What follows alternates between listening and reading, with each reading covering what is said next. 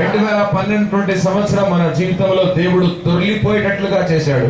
ఆ తర్వాత నూతన సంవత్సరాన్ని మన జీవితంలో దేవుడు అనుగ్రహించాడు.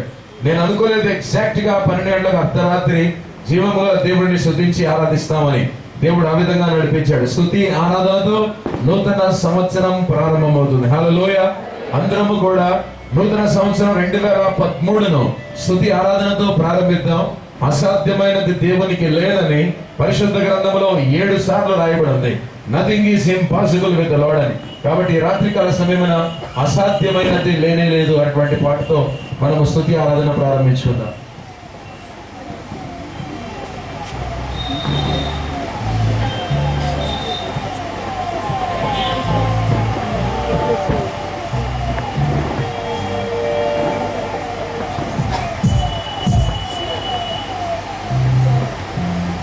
ఈ నజరీన్ సంఘస్థరాలని నేను 2009 ఫిబ్రవరి 28ని నేను ఇక్కడే బలపడి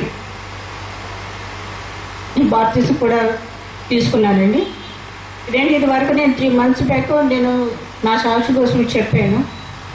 కానీ మీరు ఎంతమందికి గుర్తుందో లేదో లాస్ట్ ఇయర్ 2011లో ఇదే జనవరి 31 మన ఆరాధన జరుగుతుండగా అయిపోయాక మన ఫాస్ట్ గారు ఏమొచ్చి చెప్పారు 2012 వస్తుంది, మీరు ఏదో ఆందోళన చెందుతున్నారు, ఏమైనా ప్రతి ఒక్కరికి కూడాను దేవుడు మంచి మీకు గిఫ్ట్ని ఇస్తాడని చెప్పేసి చెప్పడం జరిగింది. నిజంగా ఆరాధనలో నేను ప్రతి ఒక్కరికి కూడా ఇది నా జీవితంలో 2012లో జరుగుతుందని చెప్పి నేను మాత్రం విశ్వాసం మాత్రం ఉంచానండి. నేను పెద్ద గొప్ప ప్రార్థనా పర్యాలను కూడా నేను చెప్పుకోవట్లేదు.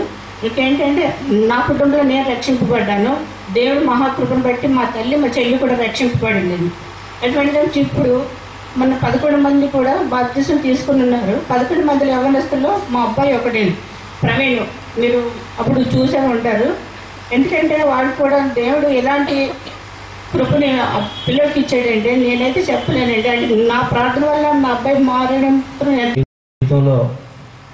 ఎలా ఉన్నాను, ఇప్పుడు ఎలా ఉంటున్నాను అనేది మీతో పంచుకోవాలనుకుంటున్నాను. నేను ఇక్కడ నిలబడ్డానంటే అది దేవుని కృప అండి. నేను దేవుని సాక్షిగా నిలబడ్డాను ఇక్కడ. ముందు నా జీవితంలో నేను ఎలా ఉండేవాడినంటే నేను ఒక త్రాగుబోతుగా జీవించానండి. నాకు లేని అలవాటు అంటూ లేదు. మూర్ఖంగా తిరిగేవాడిని, గొడవలు రచ్చలు ప్రతి ఒక్కటి నేను చాలా చండాలుగా ప్రవర్తించేవాడిని. దేవుడు నన్ను ఏ రీతిగా మార్చాడంటే ముందు మా అమ్మగారు దేవుని గురించి ఫాస్టర్ గారికి ఫాస్టర్ అమ్మ గారికి నాకు వందనాలండి. నా పేరు హదస్ అండి. నేను పక్క విగ్రహారాధికులండి. నా సాక్ష్యం చెప్పాలంటే ఈరోజు చాలదు. కాకపోతే నా జీవితంలో చేసిన మేలు మాత్రమే చెప్పాలనుకుంటున్నాను. ఈ సంవత్సరంలో చేసిన మేలు మాత్రమే. ఎందుకంటే నాకు 2 కుమారులండి. 2 కుమారులకి పెద్ద అబ్బాయి పేరు అభిషేక్ అండి, పాస్టర్ గారు పెట్టారు. చిన్న అబ్బాయి అభియల్ అండి అబ్బాయి పేరు. అయితే మా అబ్బాయి పుట్టిన సంవత్సరానికి దేవునికి సమర్పించుకున్నామండి 2011 నవంబర్ 21 అండి. అదే రోజు దేవుడు హృదయాంతరం తెలుసుకున్న దేవుడు కదండి. దేవుడు ఏం చేశాడంటే నా జీవితంలోని నియర్లీ 1 o'clock ఆ టైం ఇప్పుడు నేను బస్సులో వెళ్తుంటే అది 1 o'clock రీచ్ అయింది. అక్కడ లేట్ అయిందని చెప్పి బస్ డ్రైవర్ చాలా ఫాస్ట్గా డ్రైవ్ చేసుకుంటూ వెళ్తున్నాడండి. 120 స్పీడ్లో వెళ్తున్నప్పుడు సడన్గా ఫ్రాక్షన్ ఆఫ్ సెకండ్స్లోని ఎదురుగా ఒక 2-wheeler వెహికల్ వచ్చి హెడ్ ఆన్ కొలిజన్ అయ్యింది బస్సుకి.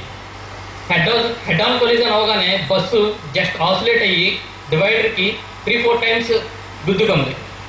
3-4 times గుద్దుకున్నప్పుడు మీ అందరూ అనుకున్నాం ఏదో వీఆర్ గోయింగ్ టు డై అనుకున్నాం, చచ్చిపోతాయో అనుకున్నాం. అది గుద్దుకుని సడన్గా ఆగిందండి. దాని తర్వాత పక్కన చూస్తే వెహికల్ మాత్రం కంప్లీట్గా క్రష్ అయిపోయింది. మొత్తం దాని టైరు, సీటు, హెడ్ లైట్ మొత్తం క్రష్ అయిపోయింది. అందరూ అన్నారు బాబు ఇతను ఆవిడ బ్రతకడు, చచ్చిపోయినట్లు కొన్నాడు అని చెప్పి అన్నారండి. నేను అప్పుడు అక్కడ ఉన్న ప్రతి ఒక్కరు చాలా స్కేర్ అయిపోయారు, భయపడ్డారు. ఏం జరుగుతుందో, పోలీస్ కేసు అవుతుందో, యాక్చువల్లీ అప్పుడు మాకు ట్రైనింగ్ ఉంది, ట్రైనింగ్కి వెళ్ళడం కూడా లేట్ అయిపోతాం అంటే చాలా టెన్షన్ పడ్డామండి. ఆ టైం అప్పుడు మీన్స్ గాడ్స్ గ్రేస్, దేవుడు తన బిడ్డలను తన రెక్కల చాటు కింద ఉంచుతారన్నట్లు అట్ ద టైం అక్కడ లెగిసి చూస్తే అతను హెడ్ ఆన్ పొజిషన్ అయినప్పుడు అతను మాత్రం డివైడర్లో ఉన్న పక్కన షెల్ఫ్స్లోకి మీన్స్ మొక్కల్లోకి పడ్డాడు. అతను చిన్న గాయం కూడా తగలకుండా, నాట్ ఈవెన్ సింగిల్ ఫ్రాక్చర్, ఒక్క ఫ్రాక్చర్ కూడా అవ్వకుండా దేవుడు తన అద్భుత రీతిగా రక్షించారండి. యాక్చువల్లీ ఎవరైనా 40 కిలోమీటర్ స్పీడ్లో వెళ్తున్నప్పుడు పడినప్పుడే అయితే మా అమ్మగారు ఆ పప్పు కుక్కర్లో పెట్టారు. అయితే అది అయిపోయిన తర్వాత గాబరాలో ఏంటంటే దాని ప్రెషర్ పోకుండా అది క్యాప్ ఓపెన్ చేసేసారనమాట. ప్రెషర్ అంతా పోకుండానే గాబరాలు ఓపెన్ చేసేస్తే ఒక్కసారిగా ఆ ప్రెషర్ కొట్టి అదంతా పైకి గోడ కొట్టేసి మొత్తం చాలా అది క్యాప్ ఎగిరిపోయి ఇంకిల్లంతా పప్పు అంతా అనమాట. అది మా అమ్మగారు దేవుని మహాకృప ప్రేరేపణ కలుగుతుందంట. అప్పటికి ఇంకా అది రావట్లేదు, చాలా టైట్గా ఉంది. కానీ మరి ఎలాగోలాగా ఓపెన్ చేసేయాలని చెప్పి దేవుడు మనసులో ప్రేరేపిస్తున్నారు. అది పైకి తనేస్తుందని. మీటింగ్కి నా భర్త పంపించడానికి అంటే ఇష్టం లేదు కాదు, కానీ తను దేవుని కృపను బట్టి నేను ప్రతి సంవత్సరం కూడా రెగ్యులర్గా బుధవారం ఆరాధనలో పాల్గొంటున్నాను. ఆరాధనలో పాల్గొన్నప్పుడు, ఆరాధన చేస్తున్నప్పుడు పరిశుద్ధాత్మను కూడా పొందుకున్నానండి.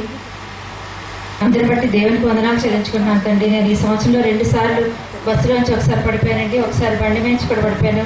బస్సులో పడిపోయిన రోజు ఆదివారం ఆరాధన నుంచి నేను వెళ్ళొచ్చినప్పుడు బస్సులోని స్పీడ్గా వెళ్తాను, బస్సులోంచి ఆగి అనుకొని స్లోగా వెళ్తుండగా ఎంత గొప్ప దిగబోయి పడిపోయానండి. అప్పుడు ఆ రోజు పాస్టర్ గారు వాక్యం చెప్పారండి 5 రొట్టెలు 2 చేపల గురించి.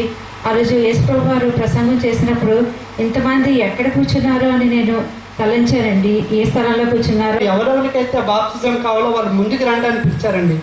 అప్పుడు నేను వచ్చానండి. ఎలా వచ్చానంటే నేనేంటి రక్షణ తీసుకున్నాం ఏంటి, సార్ సరదాగా పిలుస్తున్నాను కదా, నేను సరదాగా వెళ్తానని వెళ్ళానండి. అయితే అది దేవుడు నిజం చేస్తున్న నా జీవితంలోని 2011లోని. దాన్ని బట్టి దేవునికి స్తోత్రం అండి. నేను రక్షణ తీసుకున్న అనేకులు నేను విరోధనైపోయాను, కానీ దేవుడికి చాలా దగ్గర అయ్యాము. అలాగంటే 2005లోని మా మిస్సెస్కి అబ్బాయి పుట్టారండి. అప్పటి నుంచి మా మిస్సెస్కి ఎటువంటి ప్రెగ్నెన్సీ రాదు. చాలా డాక్టర్ దగ్గర తిరిగాము, చాలా డబ్బులు మేము ఖర్చు చేసాము, చాలా శ్రమలు పడ్డాము, నిందలు పడ్డాము. మా భార్య భర్తలు కొన్ని రాత్రులు కూడా నిద్ర లేని రాత్రులు ఎన్నో గడిపామండి. సోమవారం నాడు పోయిన వారం అండి సారు నాకు బాప్టిషన్ ఇవ్వడం జరిగిందండి. దీనికి కారణం ఏంటంటేనండి, నెక్స్ట్ నాకు హెల్త్ బాగాలేదండి, కడుపులో పేగ వరిసిందన్నారండి. పేగ వరిసిందని అంటే నా చేతిలో డబ్బులు కూడా లేవండి. అసలు తండ్రి నేను మిమ్మల్ని నమ్ముకుంటున్నాను, 2007 నుంచి ఏ కష్టం వచ్చినా మీతో చెప్పుకుంటున్నాను. నాకు భర్త లేడండి, నా పిల్లలు నేనే కష్టపడి పోషించుకుంటున్నాను అనమాట. నాకు ఆర్థిక ఇబ్బందులు చాలా ఉన్నాయండి. దానివల్ల ఏంటంటే ఎలా తండ్రి ఏం చెయ్యాలి, నా కష్టకాలంలో మీరే ఉన్నారు, నాకు తల్లి తండ్రి ఎవరు లేరు, మీరే కదా మాకు. మీరు స్టేజ్ ఎక్కుతూ స్టేజ్ ఎక్కారు, గమనించారా? స్టేజ్ ఎక్కుతూ స్టేజ్ మొక్కారు. ఎప్పుడు అలా చేయకండి. ఫుట్బాల్ ఆడేటప్పుడు ప్లేయర్స్ ఇలా అనుకొని వెళ్తారు, హాకీ ఆడేటప్పుడు ప్లేయర్స్ ఇలా అనుకుంటారు, క్రికెట్ ఆడేటప్పుడు పైన సూర్యుడిని చూసి క్రికెట్ ఆడతారు, డ్రైవర్లు వాహనాలు తీసేటప్పుడు వాహనానికి మొక్కుకొని వాహనం తీస్తారు, షాపులు ఓపెన్ చేసేటప్పుడు షాప్ను మొక్కి షాప్ ఓపెన్ చేస్తారు. స్టేజ్ ఎక్కుతున్నప్పుడు కూడా ఇలా మొక్కుతున్నారు, అది విగ్రహారాధన అవుతుంది. ఎప్పుడు కూడా ఎవరికి దేనికి మొక్కకండి.